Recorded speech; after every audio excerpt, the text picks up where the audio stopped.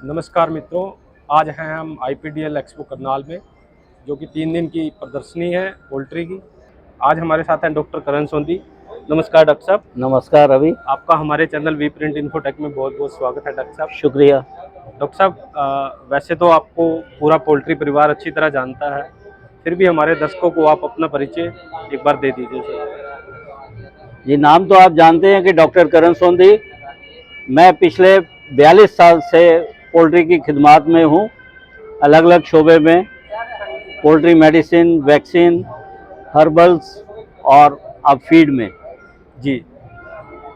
और अलग अलग जगह पे काम किया, जैसे आप जानते हैं। अरुणाचल प्रदेश से लेके कश्मीर तक जी पैशन है, एक खिदमत करने का शौक़ है। डॉक्टर साहब, आप पूरे देश में घूमते रहते हैं, मैं देखता रहता हूँ आपकी पोस्ट। जी।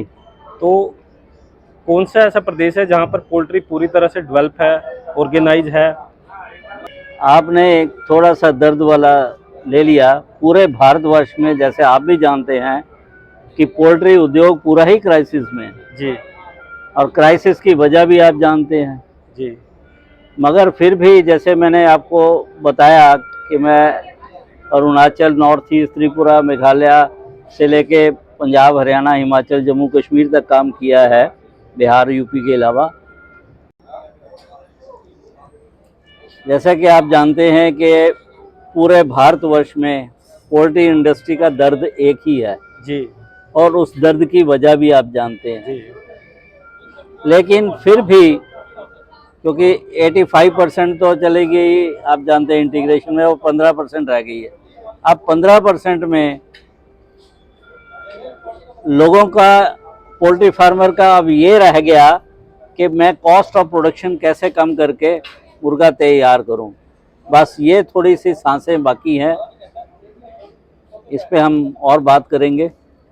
डॉक्टर साहब, जिस हिसाब से हमारे देश में इंटीग्रेशन बढ़ता जा रहा है, छोटे किसान धीरे धीरे इंटीग्रेशन के अंदर जा रहे हैं, क्या वो अपनी फार्मिंग छोड़ के इंटीग्रेशन को अपनाना चाहेंगे या खुद की फार्मिंग करना चाहेंगे?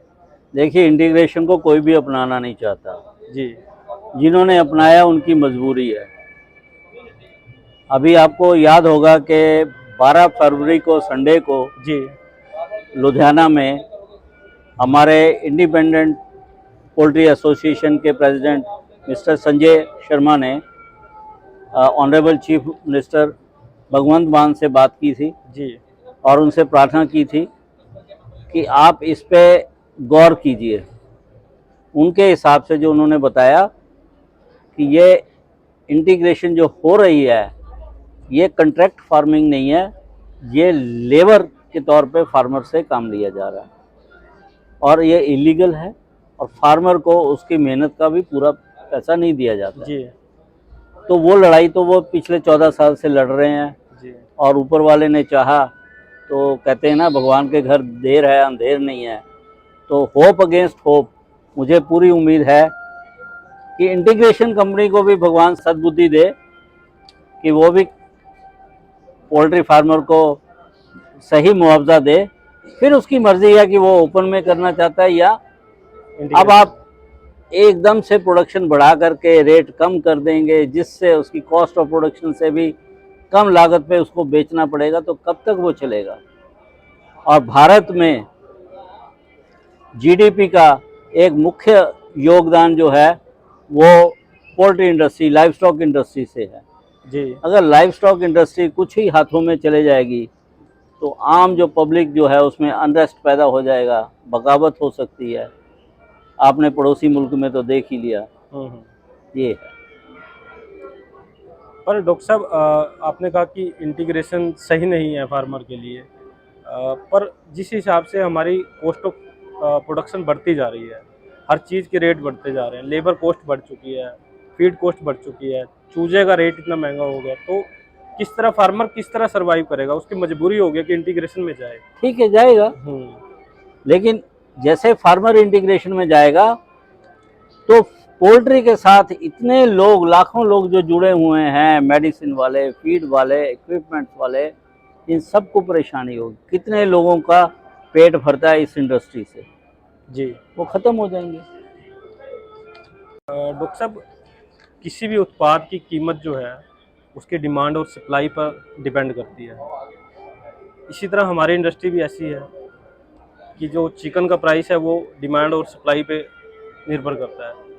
पर हम जो है कि प्रोडक्शन की तरफ तो ध्यान देते हैं और उसकी डिमांड की तरफ ध्यान नहीं देते। तो इस पर क्या आपका विचार है? देखिए, मेरा विचार वही है जो हमारे इंडिपेंडेंट पोल्ट्री एसोसिएशन के प्रेसिडेंट संजय शर्मा जी का है।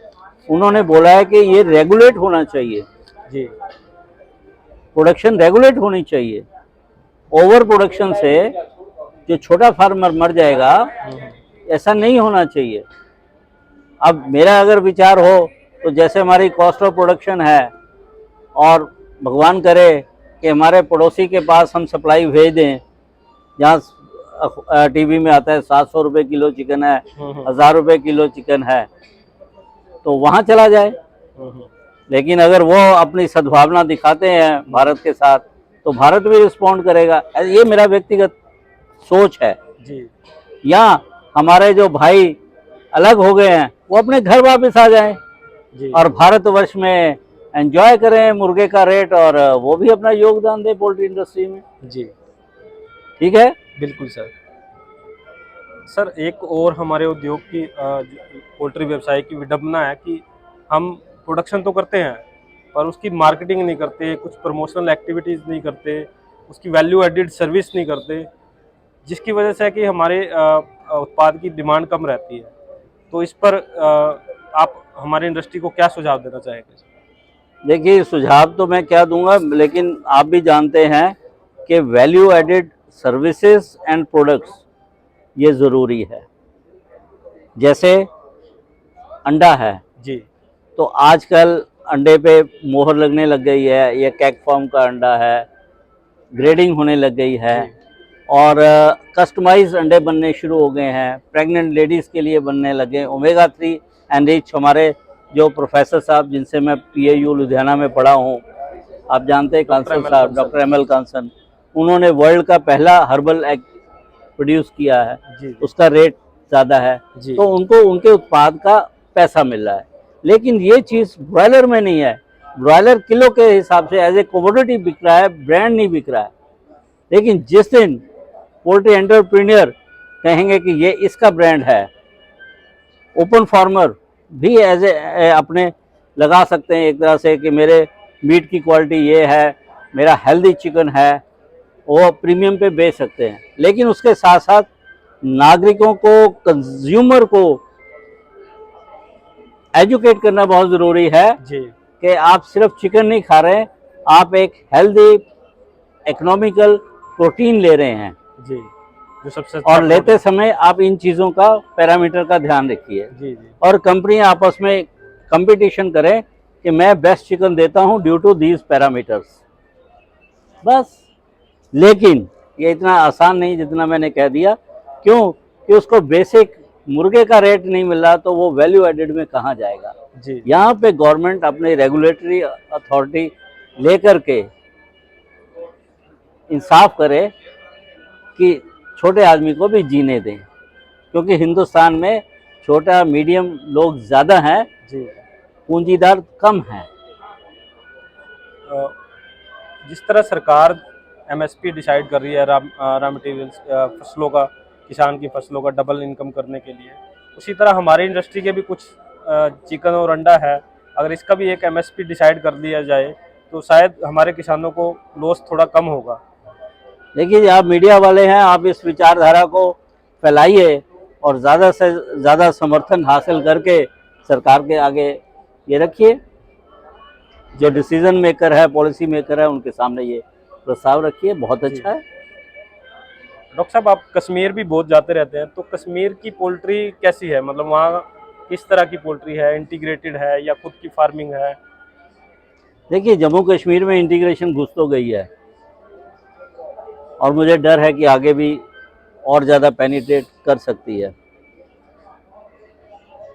तो कश्मीर में पोल्ट्री फार्मर बहुत मेहनती है, बहुत मेहनती है। इतने एडवर्स हालात हैं, क्लाइमेट, रोड, अभी तो रोड बहुत सुधर रही है, जी पर फिर भी रोड बंद हो जाती है।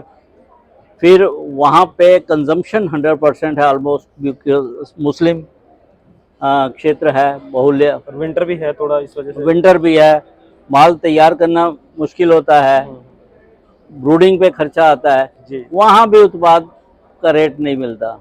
जी तो वहाँ पे भी उत्पाद का रेट मिलना चाहिए, लेकिन उसमें अब क्या करेंगे? देखिए, इसमें फैक्टर है चिक्स का, चिक्स जी डिमांड और सप्लाई से चलेगा, उसमें कुछ नहीं कर सकते। जी फीड के इंग्रेडिएंट्स के रेट बढ़ रहे हैं, वो रेट निकल जाता है हर वेडनेसडे को, उसमें भी कोई कुछ नहीं कर सकता।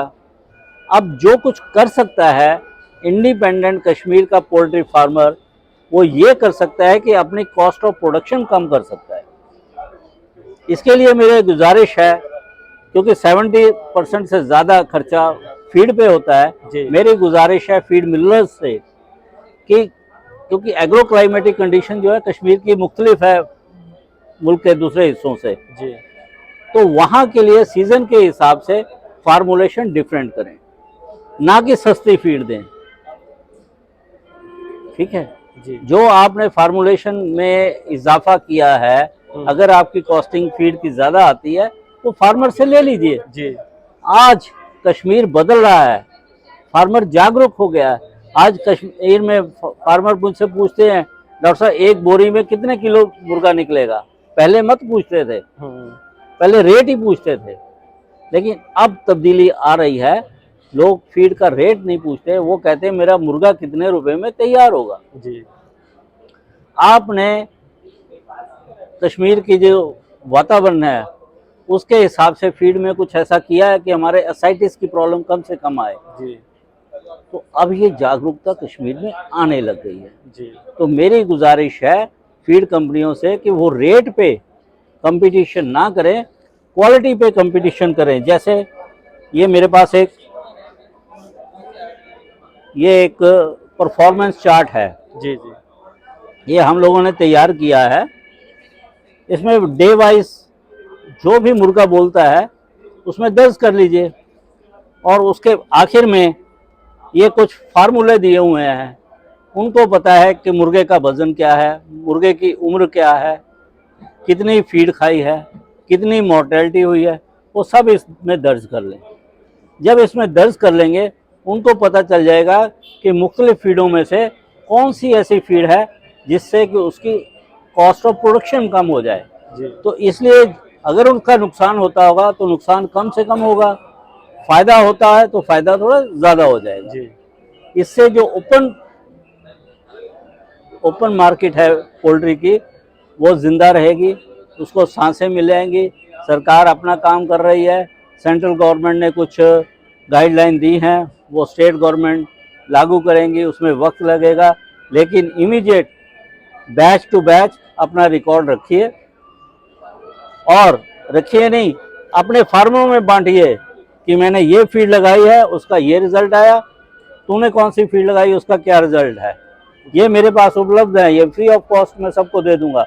ये पोल्ट्री इंडस्ट्री के हित में है सर। जी ये देखिए ना, average weight sold, total weight sold, total number of birds sold, mean age, सारा फार्मूला दिया हुआ। मीन एज मतलब कुछ लोग जो हैं, कुछ माल बर्ड्स 30 दिन में निकाल दिया, कुछ ने 35 दिन निकाल दिया, तो मीन एज निकाल लेंगे इस फार्मूले से। एफसीआर तो आज की तारीख में सब लोग जान गए हैं। सिर्फ एफसीआर से फीड का इंतखाब ना करें मेरे हिसाब से, जी वो अब पुरानी बात हो गई। अब यूरोपियन परफॉर्मेंस इंडेक्स आ गया है, इसका सहारा लीजिए, और फिर सबसे बड़ा यह है कि मेरी जेब में पैसे कितने आए। जिस फीड से जो कि 70% कॉस्ट है, आपको आमदनी ज़्यादा होती है, उसका इंतखाब कर लीजिए। जी इससे फीड मिलर भी आपस में क्वालिटी में कंपटीशन करेंगे, जो कि फार्मर के हक में है और इंटरेस्ट में है। सर, ये तो रही चिकन की बात, चिकन की आपने एफसीआर के बारे में बताया, पर हमारी लेयर इंडस्ट्री भी जो है काफ़ी टाइम से नुकसान में चल रही है। बड़े बड़े लेयर फार्म हैं जो बंद होने की कगार पे हैं, क्योंकि अंडे की कॉस्टिंग लगभग 5 रुपये इस टाइम पे आ रही है, और अंडा हमारा अभी विंटर में थोड़ा सा 2 महीने के लिए पीक पे गया था, अभी विंटर चल ही रही है, अंडा 4 रुपये पे आ गया है। तो इस विषय पे आप क्या कहना चाहेंगे सर? देखिए, इसमें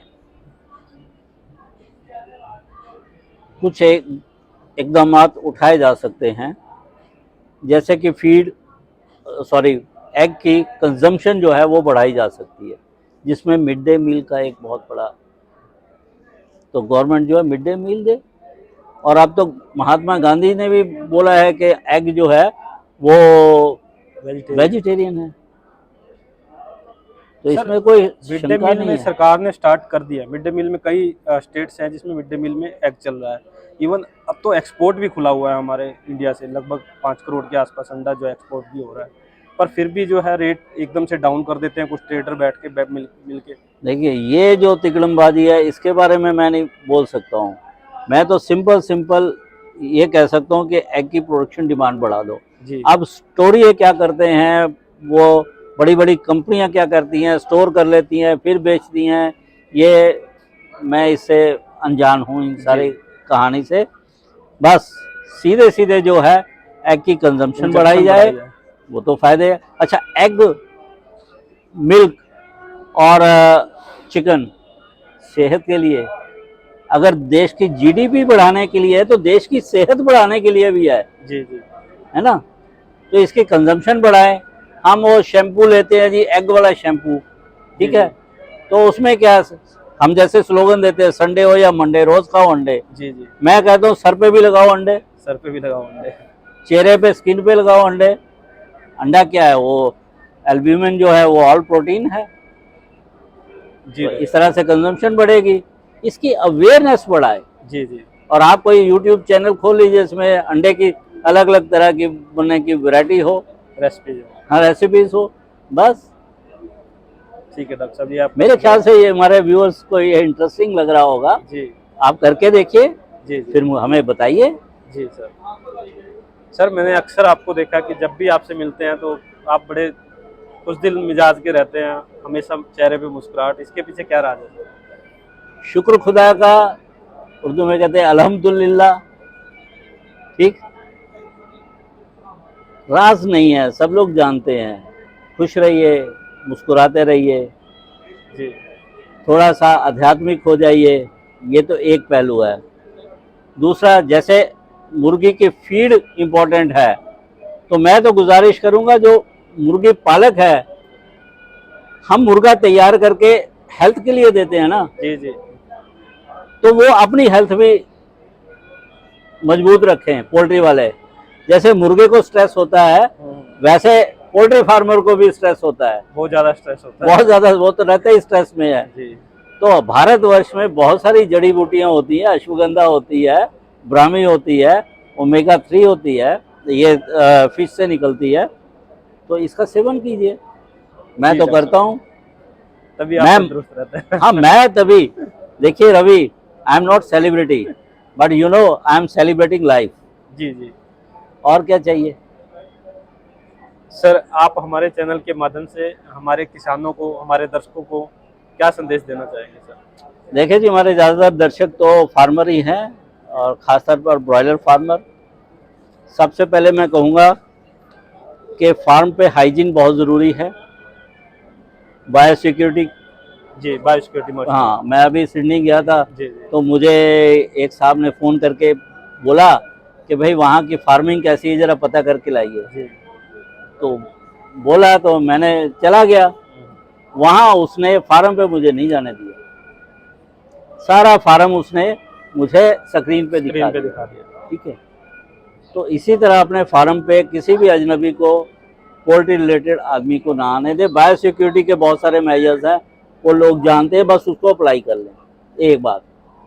दूसरा, फीड का जब भी इंतखाब करें तो अपने पैरामीटर बना लें कि मेरी जेब में पैसा कौन फीड से ज़्यादा डालता है। जी जी ना मेरी आवाज़ सुने, ना किसी और फीड डीलर की सुने, ना किसी मिलर की सुने, ना रिप्रेजेंटेटिव की सुने, बस अपने मुर्गे की सुने। जी जी और ये जो मैंने आपको चार्ट दिखाया था, जी अगर वो भरते रहें, चाहे कोई भी फीड डाले, मुझे बताते जाएं, मेरा एक डाटा हो जाएगा, तो मुझे ये पता चल जाएगा आजकल कौन फीड उत्पादक जो है बेस्ट फीड बना रहा है, जी ताकि उसको एनकरेजमेंट मिले और बाकियों को सबक हासिल हो कि भाई तिकड़मबाजी से कुछ नहीं होगा, आप उसमें क्वालिटी दीजिए। बिल्कुल सर। ठीक है, ये है जी संदेश हमारा। और वैक्सीन जरूर करें। वैक्सीन जरूर। हाँ, क्योंकि वैक्सीन में कई बार लापरवाह हो जाते, मैंने देखा है। और कभी भी वेटनरी वैक्सीन का इंतखाब करना है, पोल्ट्री मेडिसिन का करना है, अपने लोकल वेटनेरियन से जरूर रास्ता कायम कीजिए, जी वो हमेशा आपको अच्छा बताएगा। दूसरी बात, इलाज से परहेज बेहतर, ये तो हमारे बुजुर्ग भी, तो ऐसे इकदाम करें फार्म पे कि बीमारी आए ही ना। आई नहीं, पूरा बायोसिक्योरिटी रखें आप। बायोसिक्योरिटी रखें, जो प्रिवेंशन के लिए आपने मेडिसिन इम्यूनो मॉड्यूलेटर देना है, लीवर के लिए देना है, बी कम्प्लेक्स देना है या कैल्शियम देना, आप टाइम फीड से। मिलर को बोल दीजिए कि हमसे थोड़े से पैसे एक्स्ट्रा ले लीजिए, लेकिन डाल के दीजिए, ताकि बर्ड हेल्थी रहे और ताकि बर्ड हेल्दी रहे। कॉस्ट ऑफ प्रोडक्शन में सही है। लोग सोचते हैं मोर्टेलिटी का बात नहीं करते, एफसीआर की बात करते हैं, उसमें जो मोर्टेलिटी के बर्ड होते हैं उसका वेट भी ऐड कर लेते हैं जी कि जी फीड तो अच्छी थी। अरे फीड अच्छी थी, एफसीआर अच्छा आया, लेकिन मोर्टेलिटी क्यों हुई? मोर्टेलिटी में कहीं ना कहीं फीड का भी कुछ ना कुछ योगदान जरूर है। जी इसलिए इम्यूनो मॉड्यूलेटर डालें, उसमें कुछ टॉनिक एसिड, अमाइनो एसिड्स हैं, जी एसेंशियल अमाइनो एसिड्स। मैं तो कहता हूँ एसेंशियल अमाइनो एसिड्स जो है वो फीड मिलर जो डालते हैं, फार्मर खुद भी खाए, क्योंकि जब तक, जैसे वो कहते हैं ना एरोप्लेन में, दूसरों की सहायता करने से पहले अपनी अपनी सहायता करें। तो मैं कहूँगा कि पोल्ट्री फार्मर पहले खुद सेहतमंद रहे, खुश रहे, फिर वो अच्छी तरह से फार्मिंग भी करे। फार्मिंग भी करें। गलत हो तो बताइए। नहीं डॉक्टर साहब, ये मैं बिल्कुल हट के लाइन से बोल रहा हूँ। जी ठीक है। सर, आप हमारे चैनल को क्या सुझाव देना चाहेंगे कि हम पोल्ट्री की उन्नति के लिए कार्य करते रहें? देखिए जी, मेरा सुझाव तो ये है कि आप पोल्ट्री के मुख्तलिफ शोबों से, जी अलग अलग लोगों से ऐसे ही इंटरव्यू लेते रहें, उनके ख्यालात भी जो हैं वो अपने नाजरीन को देते रहिए, ताकि वो इससे इल्म हासिल करके अपने पोल्ट्री फार्मिंग में फ़ायदा उठाएं। जी सर। आपका रोल भी कम नहीं है। जैसे ये मीडिया वाले जो हैं ना, माइंड चेंज कर देते हैं, आप भी माइंड चेंज करके पोल्ट्री इंडस्ट्री में जागृति ला सकते हैं। जी सर। और जो बड़े बड़े लोगों के साथ आपका परिचय है, आप उनको बुलाइए और बातचीत कीजिए। जी सर। थैंक यू डॉक्टर साहब, थैंक यू वेरी मच। आपने इतना अपना कीमती वक्त हमें दिया, आपका बहुत बहुत धन्यवाद डॉक्टर साहब। हमारा कीमती वक्त जो है ना, वो पोल्ट्री की खिदमत के लिए है, और खिदमत ही मेरी इबादत है। ठीक है, आप सर। भी इस तरह से मुस्कुराते रहिए थैंक यू डॉक्टर और अपने दर्शकों को खिदमत करते रहिए। जी बाकी खुदा निगहबान। जी। तो आज okay Ravi. Okay sir, thank you very much sir. तो आज थे हमारे साथ डॉक्टर करण सोंधी जी, जिन्होंने आपको पोल्ट्री के बारे में बहुत अच्छी इन्फॉर्मेशन दी। थैंक यू डॉक्टर साहब, thank you very much. Thank you.